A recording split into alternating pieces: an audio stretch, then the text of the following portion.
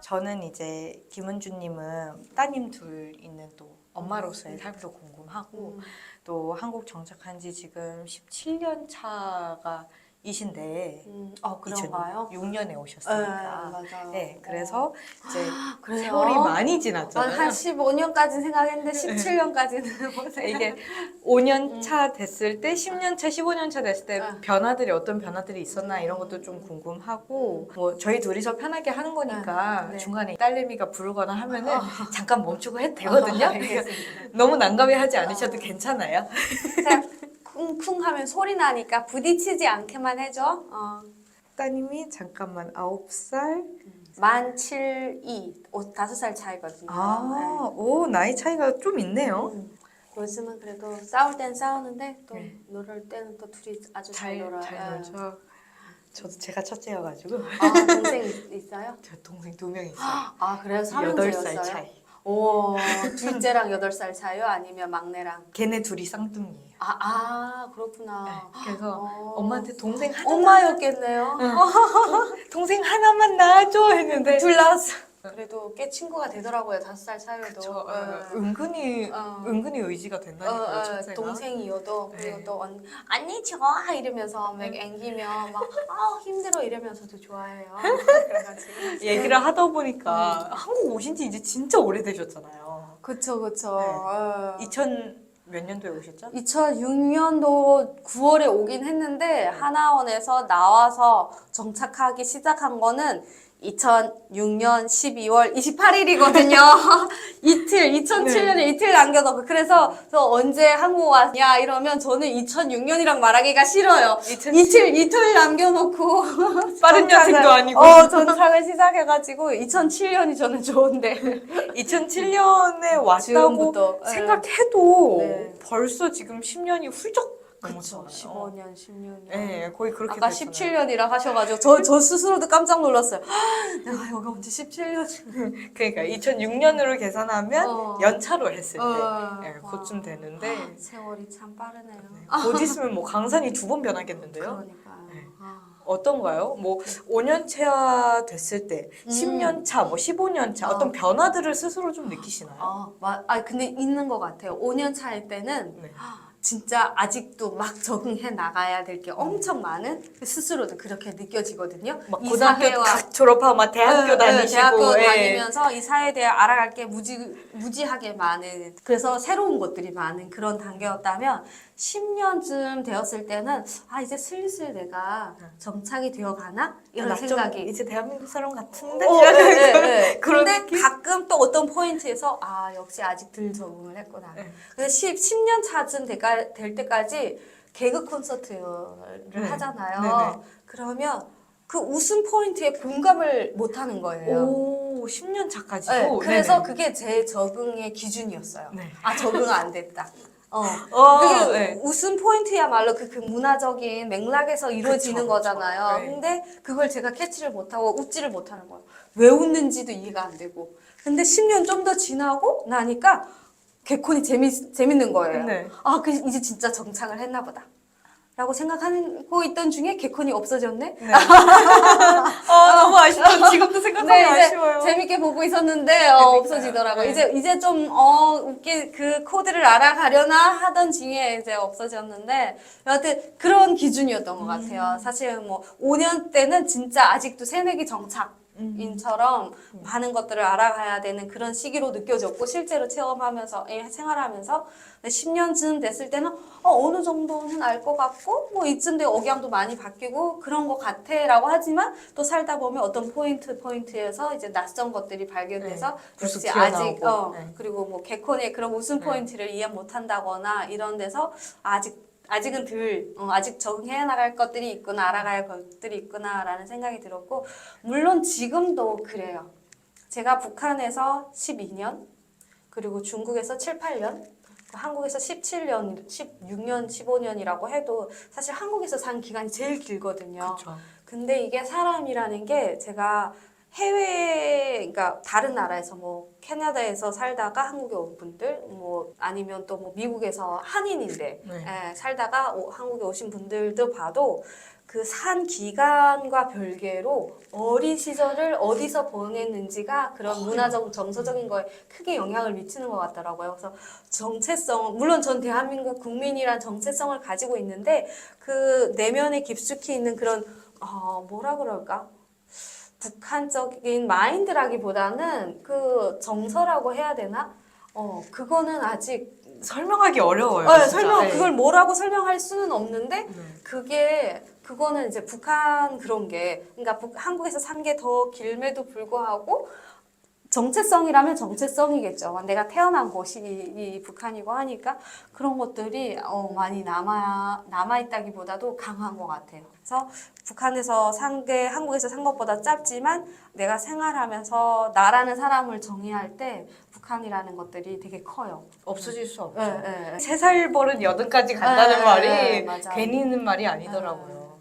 아까 자아 실현에 대한 말씀도 잠깐 음. 하셨는데 한국 오셔서 정말 바쁘게 두 아이의 엄마로서 또 육아를 열심히 하시다가 네. 요즘에 다시 일을 시작하셨다고 하셨잖아요. 네네네. KC 라티그와 이용구 대표님 맞아요. 네. 계신 단체 저희도 몇 번 인터뷰를 했었는데 네네. 북한 인권 활동을 계속 하시는 그 어떤 이유가 있을까요? 일단은 우리가 탈북자이면서 뭐 북한 인권 침해 사례들이라고 할 수 있는 그런 경험들을 한 사람들이잖아요. 그렇죠. 그런 사람으로서 지금도 꼭 뭐 제3국에서 탈북민들이 겪고 있는 상황을 잘 아는 사람들이니까 누구보다 그걸 먼저 알려야 되는 의무가 있고 책임이 있다고 저는 생각을 합니다. 기본적으로 제가 이런 활동을 하는 가장 기저에 그런 마인드가 있고요. 그리고 언젠가는 제가 북한에서 제일 친했던 친구 이름이 선아인데 네. 선아는 이제 한국에 오지는 않았거든요. 지금까지 제가 알고 이렇게 선아라는 네. 그 우리 고향에서 온 친구를 만나지 못했기 때문에 아마 북한에 있지 않을까라는 생각을 하는데 그 선아도 저처럼 제가 뭐 해외여행 가고 싶을 때 해외여행 가고 대학 가고 싶으면 대학을 가고 자기가 원하는 거 있으면 그걸 배우고 자기가 일하고 싶은 직장에 있으면 자유롭게 지원을 해보고 이런 제가 누리는 모든 자유를 선아도 누릴 수 있을 때까지 나는 이걸 해야 된다라는 생각을 가지고 있어요. 그리고 이런 걸 할 때 살아있음을 느낀다고 해야 될까? 그리고 스스로 옳은 일을 하고 있다는 생각에 뿌듯하기도 하고 또 함께 하시는 그런 좋은 분들 만나면 더 용기를 얻기도 하고 그래서 저도 계속 하고 있는 것 같거든요. 근데 사실 저는 귀농이 목표예요. 네. 제 인생 최종 목표라고 해야 되나? 갑자기요? 네, 네. 갑자기요. 네. 그래서 저는 저를 불러주시 농장주분 찾습니다. 제가 돈이 없어서 농촌에 집을 아니, 못 사겠더라고요. 애들 대학교는 보내셔야죠. 그래서 못 가고 있는 거예요, 사실은. 근데 저는 진짜 시골에 가서 살고 싶은 사람이에요. 조용하게, 평범하게. 그래가지고. 한 20년 뒤 아니다. 저 둘째가 그래도 대학교 갈 때가 한 15년만 더. 네. 맞아요. 15년 뒤에는 어떻게 갑자기 뭐 저기 어디 강원도 가 계시는 거 아니에요? 아니 제가 같이 일하는 친구 분 중에 삼촌이 문경에서 사과를 재배하신대요. 그래서 계속 삼촌에 대해서 물어봤어요. 사과 농사? 사과 농사. 괜찮다. 그래.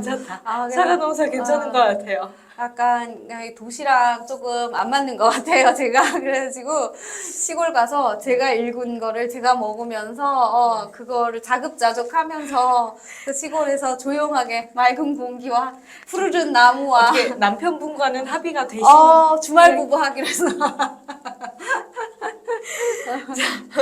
다시 근데 그게 좋은 네. 것 같더라고요, 주말 부부. 서로 좀 멀어졌다가 또 애틋함도 느끼고 가끔 만나면. 뭐 저 아직 결혼을 안 해봐가지고 저는 매일 붙어 있어야 좋을 것 같지만 그렇다고 합니다. 네. 이 자해 실현이 굉장히 중요할 하다고들 하잖아요. 그리고 북한 인권 관련 활동을 굉장히 또 오랫동안 하셨고 그 사이에 뭐 유엔 가서 연설도 하셨었고 지금까지 어떤 이 활동에 있어서 뭐라고 할까요? 그러니까 사람들의 어떤 인식 변화 아니면 어떤 그런 게 좀 느껴지시나요? 인식 변화요? 네. 사실 그러니까 뭔가 조금이라도 변화가 있나요? 사실은 인식이 변화됐다기보다도 관심이 생겼던 계기가 있는 것 같아요. 그러니까 예를 들면 이제 만나러 갑니다랑 그쵸. 같은 TV 프로그램이 한창 막 뜰 때가 있었잖아요. 막 네. 모란봉 그쵸. 클럽도 예, 예, 있고 여기저기서 뭐 그때 남남북녀 뭐 탈북민이 출연하는 예능이 네, 갑자기 갑자기 확 많이 많아졌었잖아요. 생겼었어요. 그래서 예. 그 시기를 기점으로 해서 보면 약간 탈북민에 대한 이런저런 관심, 뭐 탈북 여성에 대한 관심일 수도 있고, 뭐 그런 면에서 좀 있는 것 같았어요. 근데 인식의 변화했냐라고 생각했을 때는 또 사실 모르겠거든요. 모르겠어요. 저도 그래요. 그 문제 중에 하나가 사실 언론이라던가 이런 매체들은 시청률이 고려가 되다 보니까 아무래도 자극적이고 그런 것들을 그쵸. 내세우지 좀 이렇게 방영을 하지 솔직히 탈북민의 일반적인 그런 거를 이야기하지는 않잖아요. 또 주로 북한에 연관된 이야기가 많은 거고 그리고 탈북민들이 대한민국에 정착할 때도 사실 일방적인 교육이 이루어지거든요. 네, 무슨 말이냐면 탈북민들에게 한국 사회는 이래라고 계속 교육을 시키는 거예요. 그래서 너는 변화해야 되고 여기에 맞춰야 되고 탈북민들에게. 근데 사실은 탈북민들이 어떤지에 대한 일반 주민에게 하는 교육은 없는 거죠. 거의 전무한 거죠. 그쵸. 그러니까 이게 통합되려면 우리가 동화되는 거면 동화가 아니라 사실 이게 이상적 사회로 나가 발전하려면 동화보다는 통합인 거잖아요. 서로가 서로를 이해하고 받아주는 거. 근데 사실 지금까지 뭐 정부 차원에서나 남북 하나 재단도 그렇고 통합보다는 동화. 너희가 우리한테 맞춰라. 네, 그런 이를테면 뭐 느낌. 세모와 네모가 있다고 했을 때 대한민국 사회가 세모고 탈북민 네모라고 하면 탈북민을 이렇게 깎아서 세모에 맞추려고 하는 거지 세모에게 이런 네모도 있어. 우리 세모와 네모는 함께 살아가는 거야. 이런 것들이 이제 없는 거죠. 그래서 탈북민들에게 일방적으로 우리 사회는 이래라는 거지 탈북민들은 이래라고 일반 주민들에게 하는 교육은 없다 보니까 저는 일방적으로 이루어진다고 보거든요.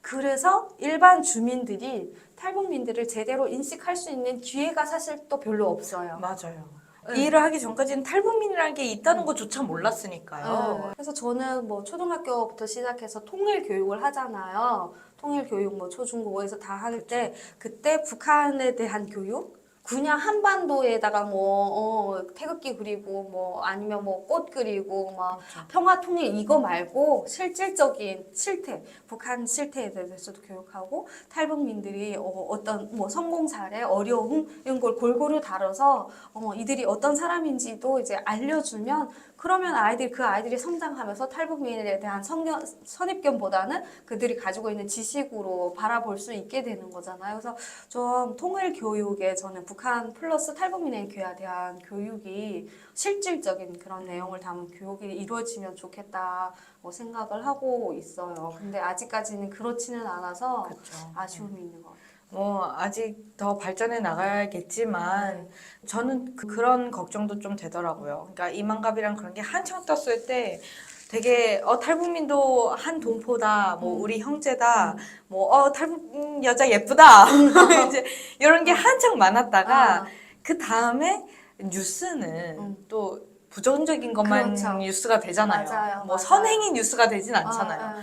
꼭 그리고 어떤 사고가 났을 때 탈북민 A씨. 그러니까 그냥 맞아요. 어떤 일반인이 아니라 맞아요. 뭐 아니면 사실 같은 뭐 한국 사람이 했으면 뭐 20대 누구씨 뭐 이랬을 것을 맞아요. 탈북민은 꼭 탈북민 누구씨가 되더라고요. 네. 그래서 그런 어떤 사건들이 일어났을 때 또 그거에 대한 부정적 인식들도 걱정이 되기도 하고 뭐 또 아직 3만 명 밖에라고 해야 될지 3만 명 이나라고 해야 될지 이 정말 한쪽으로는 걱정이 되면서도 한쪽으로는 또 내가 뭘 할 수 있을까 싶기도 하고 그런 고민들이 되네요. 근데 대신 그건 있는 것 같아요. 탈북민 사회 내에서의 변화도 있어요. 어. 그러니까 그 과거에는 뭐 80년대 그때까지 이제 탈북자라고 하면 약간 정치적인 이유로 탈북해서 뭐 망명이나 이런 걸로 오시는 그렇죠. 분들이 네. 많았잖아요. 근데 이제 90년대 들어서면서 식량 난으로 인해서 경제적 이유로 이제 탈북하시는 분들이 많았고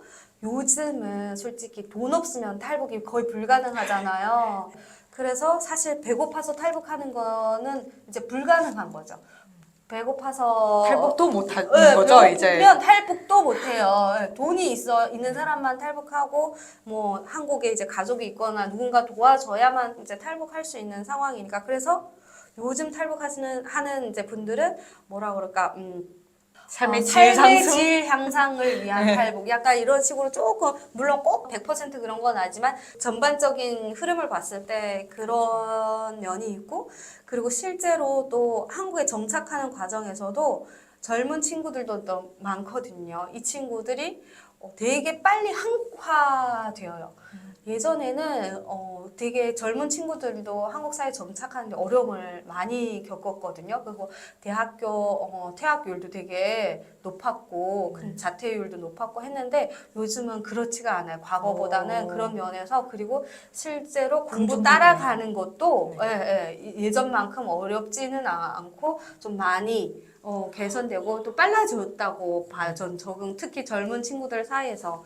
그러다 보니까 탈북민 사회가 예전에는 약간 아직까지도 뭐 이렇게 어르신들 위주로 이제 활동을 하거나 하는 게 그렇죠. 많긴 하지만 그럼에도 불구하고 대학교나 이런 데는 이제 젊은 친구들 위주로 과거와는 다른 방식으로 이제 인권 활동이든 무슨 활동이든 간에 그리고 이제는 이제 석사, 박사 탈북민 사회에서도 이제 흔한 게 석사, 박사가 됐어요. 네. 심지어 이제 미국 박사를 따오는 친구들도 이제 따온다고 해야 되나 취득하는 친구들도 이제 점점 증가할 것 같고 왜냐면 지금 이제 논문 쓰고 있는 친구들이 많거든요. 박사 과정으로 그래서 이제 뭐 교수하시는 분들도 여러 생기고 뭐 또 다른 분야에서 성공하고 기업으로서 뭐 오너로서 아니면 또 대기업의 직원으로서 여러 가지 방식으로 나름 한국 사회에 안정적으로 정착한 탈북민들도 이제 증가하고 있는 거죠. 그래서 탈북민 사회도 과거처럼 10년 전이나 이때처럼 그렇게 그러니까 물론 여전히 어려움은 남아있죠. 새로운 그렇죠. 사회에 적응해야 된다는 면에서 그렇지만 그 패턴이라든가 흐름이라든가 기간이라든가 이런 걸 봤을 때 과거보다는 좀 더 빨리빨리 적응이 되고 좀 변화도 빨라지고 긍정적인 그런 것 같더라고요. 변화가 네, 일어나고 있다. 그렇게 그렇게 볼 수 생각하고 있겠네요. 있어요. 네.